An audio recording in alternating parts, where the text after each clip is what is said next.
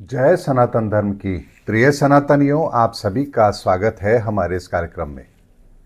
सनातनियों, जब मैं बात करता हूं कि विश्व में बहुत बड़ा परिवर्तन हो रहा है, युग परिवर्तन है, तो बहुत से लोग कहते हैं ऐसा तो कुछ हो नहीं रहा। और ये बात मैं जब ज्योतिष के आधार पर कहता हूं तो बहुत लोगों के मन में संदेह भी होता है कि आखिर ज्योतिष के द्वारा जो बात कही जा रही है वो सत्य होगी भी या नहीं होगी, और होगी तो उसका प्रमाण क्या है, और ज्योतिष हमारे जीवन में काम कैसे करती है।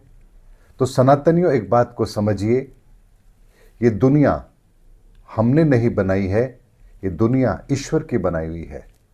और यकीन मानिए, ईश्वर ने दुनिया नहीं बनाई, ईश्वर ने संसार बनाया। दुनिया तो हमने बसाई है। अब आप कहेंगे संसार और दुनिया में फर्क होता है? बहुत बड़ा फर्क होता है। ये संसार ईश्वर ने बनाया, इस संसार के कुछ नियम भी हैं। उन नियमों को जब तक हम फॉलो करते हैं, हम हर दुखों से बचे हुए रहते हैं। और जब हम उन नियमों को फॉलो नहीं करते, उस संसार के नियमों को फॉलो करना बंद कर देते हैं, हम अपनी दुनिया बसा लेते हैं। परेशानी वहीं से शुरू होती है। ईश्वर ने दुनिया बनाई, उसके साथ में हमें एनर्जी का सोर्स यानी सूर्य दिया, पानी के लिए एक पर्यावरण की व्यवस्था की, मौसम का निर्माण किया, चंद्रमा रात की शीतलता देता है, हवा है, ऑक्सीजन है, पेड़ पौधे हैं, वनस्पति है, हर चीज ईश्वर ने हमें दी है। और इसके नियम में कभी कोई त्रुटि नहीं होती है। सूर्य ने करोड़ों साल के अंदर एक सेकंड भी कभी उदय होने में देर नहीं की। चंद्रमा ने कभी भी अपनी शीतलता को हमारी इस धरती पर भेजने में कभी कोई कंजूसी नहीं की। यानी इस प्रकृति के अंदर, इस संसार के अंदर जो कुछ ईश्वर ने बनाया वो शाश्वत है। हमारा जन्म माँ के गर्भ से होता है, 9 माह का समय हमें लगता है। हम मुख से भोजन करते हैं, आंखें देखने का काम करती है, कान सुनने का काम करते हैं, पाँव से हम चलकर जाते हैं, हाथ से हम श्रम करते हैं, पेट हमारा भोजन को पचाता है, रक्त हमारे पूरे शरीर को ऊर्जा देता है। ये सारे नियम वो नियम हैं जो किसी भी धर्म के अंदर चले जाइए, कहीं पर भी चले जाइए, आपको इसके अंदर विभिन्नता नहीं मिलेगी। यानी ऐसा नहीं हो सकता कि गरीब के लिए कोई अलग नियम बना है, अमीर के लिए कुछ अलग नियम बना है, हिंदू के लिए अलग बना है, मुसलमान के लिए अलग बना है, सिख के लिए अलग बना है, फारसी के लिए अलग बना है। ये सारे के सारे वो नियम है जो ईश्वर ने इस संसार के लिए बनाए, और इन नियमों के अंदर कोई छेड़छाड़ कर ही नहीं सकता। लेकिन बात आती है, फिर हमने क्या किया? हमने एक दुनिया बनाई। दुनिया बनाई मतलब यानी कि हमारे पैदा होने तक का सारा सनातन प्रक्रिया, उसका धर्म एक ही है। हम उसी प्रक्रिया से इस धरती पर आ रहे हैं। लेकिन बाहर आने के बाद हमने कहा, हम राम को मानते हैं, हम कृष्ण को मानते हैं, हम अल्लाह को मानते हैं, हम वाहेगुरु को मानते हैं। भगवा पहना तो हम हिंदू धर्म के आधार पर धार्मिक हो गए, और अगर दाढ़ी रखी, मूछ हटा दी और हरा रंग धारण कर लिया तो हम मुसलमान हो गए।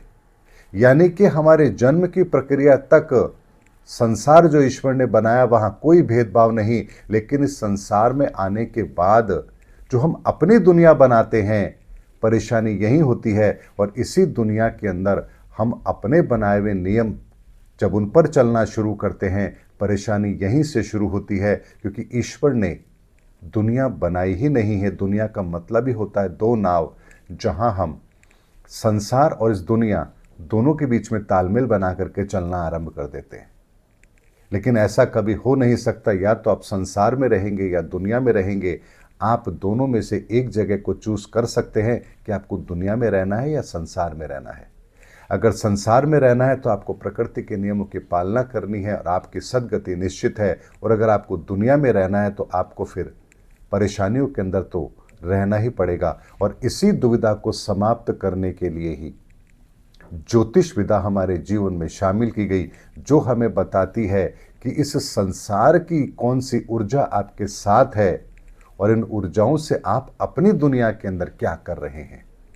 तो जब आप उन ऊर्जाओं का प्रयोग अपनी दुनिया के अंदर अपने फायदे के लिए करना शुरू करते हैं, परेशानी वहीं से शुरू होती है। और अगर आप इन ऊर्जाओं का प्रयोग, इन ग्रहों की ताकत का प्रयोग इस संसार के नियम के आधार पर करते हैं, तो आपकी दुनिया की कोई भी समस्या आपकी समस्या हो ही नहीं सकती।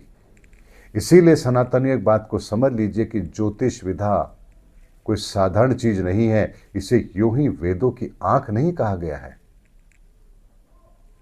ज्योतिष विद्या अगर वेदों की आंख है तो समझ लीजिए कि जो वेद का पठन पाठन करते हैं वो कितनी ज्योतिष विद्या को जानते हैं, और जो ज्योतिष विद्या में काम कर रहे हैं वो कितने वेदों को जानते हैं। यानी हर व्यक्ति अपने अपने तरीके से ज्योतिष विद्या का प्रयोग करता है। इस बात की गंभीरता को ऐसे समझिए, कोई कहता है मैं नाड़ी ज्योतिष को फॉलो करता हूँ, कोई कहता है मैं वैदिक ज्योतिष को फॉलो करता हूँ, कोई कहता है पराशर संहिता को फॉलो करता हूँ, कोई भृगु संहिता को फॉलो करता है, कोई लाल किताब को फॉलो करता है, कोई केपी एस्ट्रोलॉजी को फॉलो करता है। लेकिन उसका मूल क्या है? उसका मूल तो ज्योतिष ही है। आप ज्योतिष के अंदर अलग अलग खंडों का प्रयोग कर सकते हैं। ये हमारी दुनिया की बनाई हुई अपनी वो विधा है जिसका प्रयोग हम अपने फायदे के लिए करते हैं। लेकिन इन सब का मूल क्या है? वो है ज्योतिष। जो ज्योतिष पूरी तरह से गणित पर आधारित है और जिसकी कैलकुलेशन कभी समाप्त होती ही नहीं है, और ना ही उसकी कैलकुलेशन के अंदर कोई मिस्टेक होती है। इसीलिए जब युग परिवर्तन की बात करते हैं हम, तो यहाँ पर भी एक बात को आपको समझना है कि बुध का एलिमेंट इस समय अपनी समाप्ति की ओर है और बृहस्पति का एलिमेंट उदय की ओर है। और ये वो समय है जो संधि काल का समय है और 5000 साल का एक युग होता है, और ये समय संधि काल का ही है। और बुध एलिमेंट समाप्त होकर गुरु तत्व यहाँ पर आरंभ होने जा रहा है। इसीलिए आप देखिए कि बुध तत्व की सक्रियता के कारण से ही हम अपने जीवन के अंदर अपनी बुद्धि के आधार पर उन आविष्कारों को कर चुके हैं जो आविष्कार कभी सतयुग में नहीं हुए, त्रेता में नहीं हुए, द्वापर में नहीं हुई, और अब कलयुग में जाकर के हम इसका वो रूप स्वरूप देख रहे हैं। तो आखिर इसके पीछे कारण क्या है कि पहले के समय पर हमारे पास मोबाइल नहीं थे, भगवान राम के समय पर नहीं थे, भगवान कृष्ण के समय पर नहीं थे, और कलयुग का आदमी मोबाइल, इंटरनेट, लैपटॉप हर चीज बनाकर बैठा है। तो क्या हमारा ज्ञान वैदिक समय से ज़्यादा श्रेष्ठ है? ऐसा बिल्कुल भी नहीं है, क्योंकि इस समय पर बुद्ध तत्व अपना कार्य कर रहा है। तो इस बुद्ध तत्व की चरम सीमा भी हम जरूर देखेंगे, और इस चरम सीमा के पश्चात ही उस ऊर्जा का अंत भी होता है। जैसे मंगल की ऊर्जा जब द्वापर युग के अंदर थी तो हर व्यक्ति बहुत बाहुबली था, और एक समय ऐसा आया जब ये सारे बाहुबली एक जगह आकर के इकट्ठा हुए और महाभारत के अंदर इस बाहुबली की ताकत का विनाश हुआ। इसी तरीके से बुद्ध तत्व को लेकर के हम सब एक जगह पर इकट्ठा हो चुके हैं, और अब इस बुद्ध तत्व की समाप्ति भी निश्चित है। बुद्ध तत्व के समाप्ति का मतलब होता है हमारी अपनी सोच हमें उस रास्ते पर लेकर जाएगी, हमारी बुद्धि हमें उस रास्ते पर लेकर जाएगी जहां आगे कोई रास्ता होगा ही नहीं। इसीलिए सनातनियों, बात बहुत गंभीर है, और इस बात को हमें समझना होगा कि ये समय युग परिवर्तन का है, और इस युग परिवर्तन को शब्दों में नहीं बयां किया जा सकता। ये केवल महसूस किया जा सकता है। हमारी सोच, हमारे विचार, हमारे संस्कार, हर चीज बदलती जा रही है, और इतनी तेज गति के साथ बदलती जा रही है कि हम संसाधनों के मामले में तो बहुत श्रेष्ठ बन गए, लेकिन आंतरिक तौर पर हम सब खोखले हो गए। किसी के जीवन में ना खुशी है, किसी के जीवन में ना प्रेम है, किसी के जीवन में ना सौहार्द है, और ना ही किसी के जीवन में परमार्थ की भावना है। और इनके बिना अगर हम एक अच्छे जीवन की कल्पना करें तो ये सब बेमानी है। इसीलिए इस परिवर्तन को महसूस कीजिए और अपने आप को उस महापरिवर्तन के लिए तैयार कीजिए जहां केवल और केवल ज्ञान ही आपका साथ देगा और कोई चीज़ आपके साथ रहेगी नहीं। उम्मीद करता हूं सनातनियों, मेरा वीडियो आपके लिए अच्छा रहा होगा। अगले वीडियो में आपसे फिर भेंट होगी, तब तक हमारे चैनल पर बने रहिए। जय हिंद, जय भारत, जय सनातन धर्म की।